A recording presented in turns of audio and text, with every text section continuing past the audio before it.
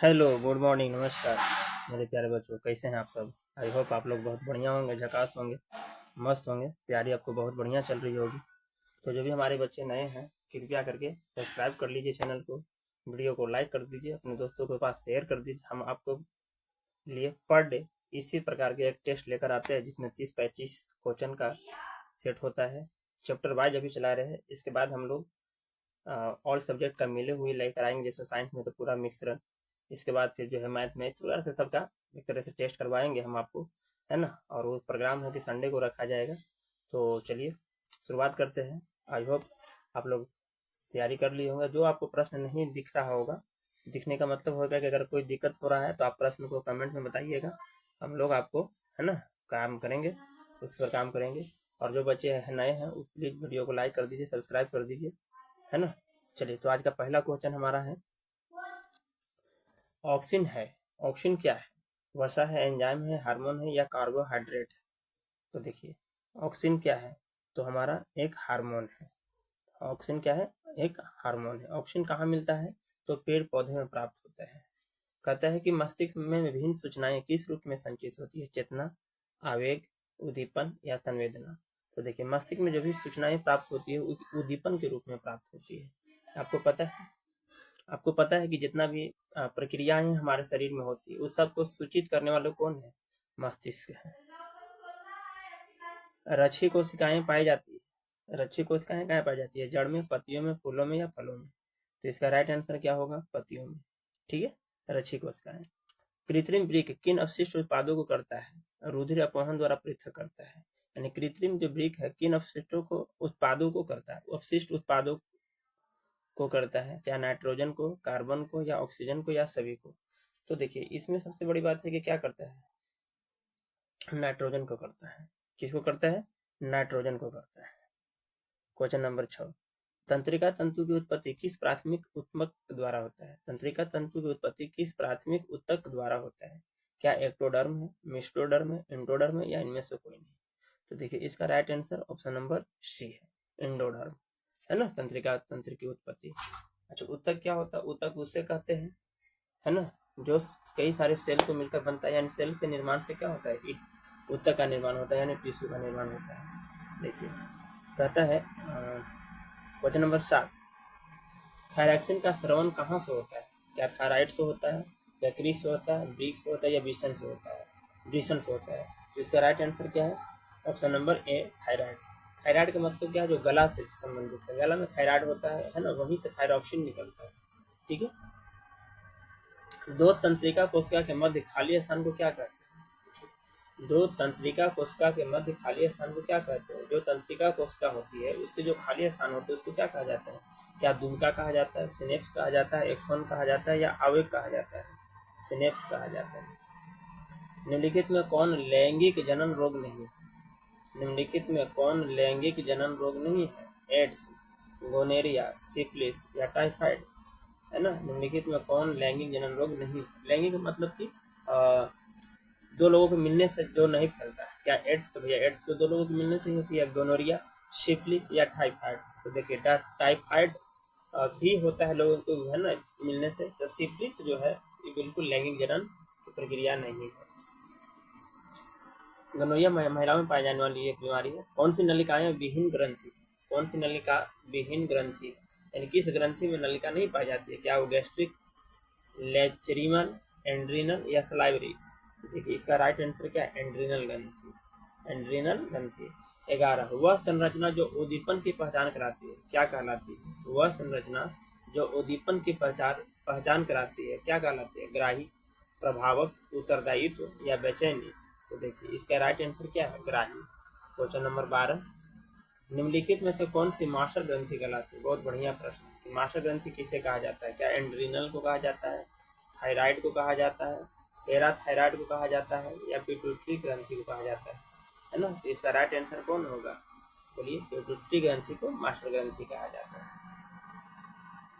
Insulin नामक hormone की कमी से कौन सा रोग उत्पन्न होता है? मधुमेह, बृहत्तता, बौनापन, घेंगा, है ना। तो इसका कौन होगा? ऑप्शन नंबर ए, मधुमेह। मधुमेह को ही हम लोग क्या कहते हैं? डायबिटीज कहते हैं। ग्वाइटर रोग कहाँ पनपता है या कैसे पनपता है? क्या चीनी की कमी से, आयोडीन की कमी से, रक्त की कमी से या मोटापा से। इसका राइट आंसर क्या है? ऑप्शन नंबर बी, आयोडीन की कमी से। ग्वाइटर रोग कहाँ पनपता है? आयोडीन की कमी से।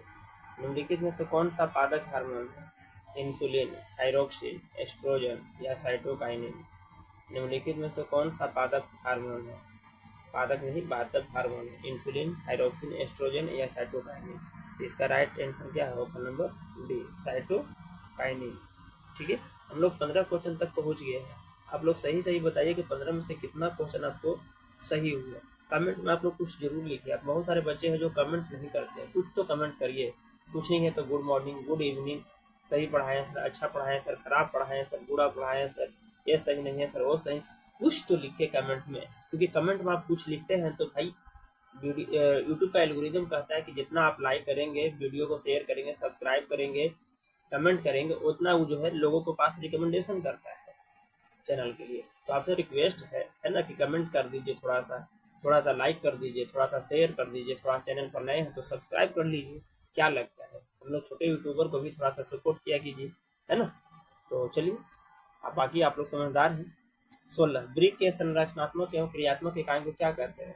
ग्लोमेरुलस, बोमेन संपुट, मूत्रवाहिनी या नेफ्रॉन। ब्रिक के संरचनात्मक एवं क्रियात्मक इकाई को क्या कहा जाता है? तो सबको पता है कि नेफ्रॉन कहा जाता है।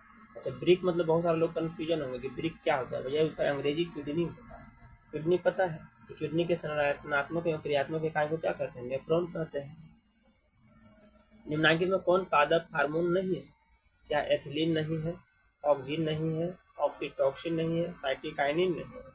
तो देखिए इसका राइट आंसर क्या होगा? ऑक्सीटॉक्सिन। आप कहेंगे सर ऑक्सीटॉक्सिन कहाँ होता है? तो भैया देखिए ऑक्सीटॉक्सिन जो है जीवों में पाई जाती है। यही ऑक्सीटॉक्सिन जो है ना, दूध के स्रवण के लिए जिम्मेवार होती है। दूध के स्रवण को बोले तो भैया किसी महिला को अगर दूध नहीं आ रही है तो ऑक्सीटॉक्सिन, या फिर आप सुने होंगे गाय को, है ना, गाय को दूध, बच्चा अगर मर जाता है तो उसको दूध पहनाने के लिए जिसको कहा जाता है, तो उसको लगाने के लिए सुई लगाया जाता है, उसको क्या कहा जाता है? ऑक्सीटॉक्सिन कहा जाता है। ठीक है, चलिए क्वेश्चन नंबर 18, एंड्रोजन क्या है? नर हार्मोन, मादा हार्मोन, पाचक रस या इनमें से कोई नहीं। तो नर हार्मोन एंड्रोजन। बीज रहित फलों के बनने को क्या कहते हैं? अनिषेक, अनिषेक फलन, अनिषेक अंडपी, अग्र प्रभाविकता या इनमें से कोई नहीं। तो इसका राइट आंसर क्या है? अग्र प्रभाविकता। निम्नलिखित में कौन लैंगिक जनन संचारित रोग? लैंगिक जनन संचारित रोग यानी लैंगिक जनन का मतलब दो लोग तो आपस में मिलेगा लेकिन एक से दूसरे में ट्रांसफर होगा। क्या एड्स है, गोनोरिया है, टाइफाइड है या ए और बी दोनों? तो इसका राइट आंसर ए और बी दोनों। एड्स, एड्स आपको पता है ना कि भैया अगर हम लोग जैसे जो जनरली कहता है कि एड्स क्या है कि तो अगर आप क्या कहते हैं, सेक्स करने से होता है। सेक्स करने का मतलब कि आप एक से अधिक लोगों से साथ संबंध बनाते हैं तो एड्स होता है। गनोरिया भी महिलाओं का यही रोग होता है। अगर एक महिला को गनोरिया हो गया है ना, उसके साथ कोई और पुरुष अगर संपर्क करता है तो उसको भी गनोरिया रोग हो जाएगा, है ना। नर हार्मोन का नाम है, नर हार्मोन में कौन सा हार्मोन का नाम है? एंड्रेनिन, इंसुलिन, टेस्टोस्टेरोन या एस्ट्रोजन। इसका राइट आंसर क्या होगा? टेस्टोस्टेरोन, है ना। पादप हार्मोन का उदाहरण है, देखिए यहाँ पर फिर पूछ रहा है कि पादप हार्मोन क्या उदाहरण है? पेप्सिन, एंड्रेनिल, ऑक्सिन या टेस्टोस्टेरोन। इसका क्या होगा? पेप्सिन, है ना, पादप हार्मोन का उदाहरण है। इंसुलिन का स्राव होता है। इंसुलिन कहाँ से निकलती है? थायराइड से, पैराथायराइड से, अग्नाशय से या एस्ट्रोजन से। इंसुलिन निकलता है थायराइड से, सॉरी इंसुलिन निकलता है अग्नाशय से, है ना। थायराइड में तो क्या होता है? ग्वाइटर रोग होता है थायराइड। इंसुलिन कहाँ से निकलती है? तो अग्नाशय रोग से, अग्नाशय के द्वारा। मस्तिष्क उत्तरदायी है किसके लिए? सोचने के लिए, शरीर का संतुलन बनाने के लिए, हृदय स्पंदन के लिए, इनमें से कब सभी। तो भैया इसका क्या है? शरीर का संतुलन बनाने के लिए। कोई कहीं तरह मस्तिष्क तो सोचते हैं, अरे भैया मस्तिष्क से सोचते हैं तो सोचने और हृदय का संतुलन बनाने में बहुत फर्क है। अगर आपका माइंड नहीं रहेगा तो आपका बैलेंस सोच सकते हैं नहीं। संतुलन का मतलब क्या है कि भैया पूरा ओवरऑल सुरक्षित रखने का काम किसका है? मस्तिष्क का। तो सबसे बेस्ट ऑप्शन इसमें क्या होगा? है ना, डी नहीं मार देंगे, इनमें से सभी, है ना। सबसे बेस्ट ऑप्शन शरीर का संतुलन बनाने के लिए।